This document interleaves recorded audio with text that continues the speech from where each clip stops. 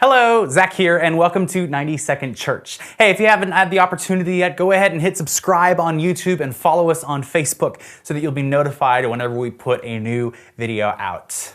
Let's jump on in.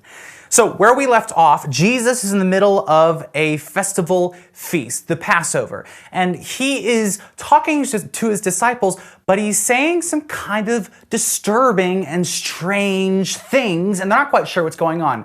Here's what he says today. It's real short, Mark 14, verse 21.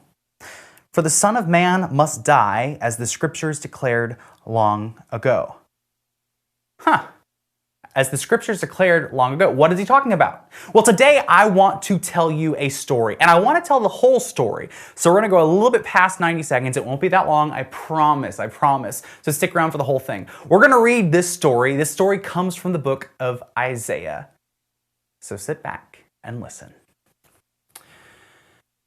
Just watch my servant blossom, exalted, tall, head and shoulders above the crowd. But he didn't begin that way. At first, everyone was appalled. He didn't even look human. A ruined face, disfigured past recognition. Nations all over the world will be in awe, taken aback. Kings shocked into silence when they see him. For what was unheard of, they'll see with their own eyes. What was unthinkable, they'll have right before them. Who believes what we've heard and seen? Who would have thought God's saving power would look like this? The servant grew up before God, a scrawny seedling, a scrubby plant in a parched field. There was nothing attractive about him, nothing to cause us to take a second look. He was looked down on and passed over, a man who suffered, who knew pain firsthand. One look at him and people would turn away. We looked down on him, thought he was scum. But the fact is, it was our pain he carried, our disfigurements, all the things wrong with us. We thought he brought it on himself, that God was punishing him for his own failures. But it was our sins that did that to him, that ripped and tore and crushed him, our sins.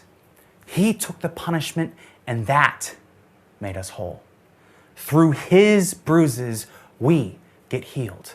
We're all like sheep who've wandered off and gotten lost. We've all done our own thing, gone our own way, and God has piled all our sins, everything we've done wrong, on him. On him.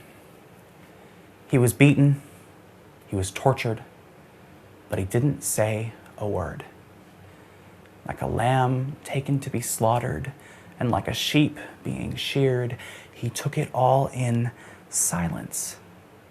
Justice miscarried and he was led off. And did anyone really know what was happening? He died without a thought for his own welfare, beaten, bloody for the sins of my people. They buried him with the wicked, threw him in a grave with a rich man, even though he'd never hurt a soul or said one word that wasn't true. Still, it's what God had in mind all along, to crush him with pain.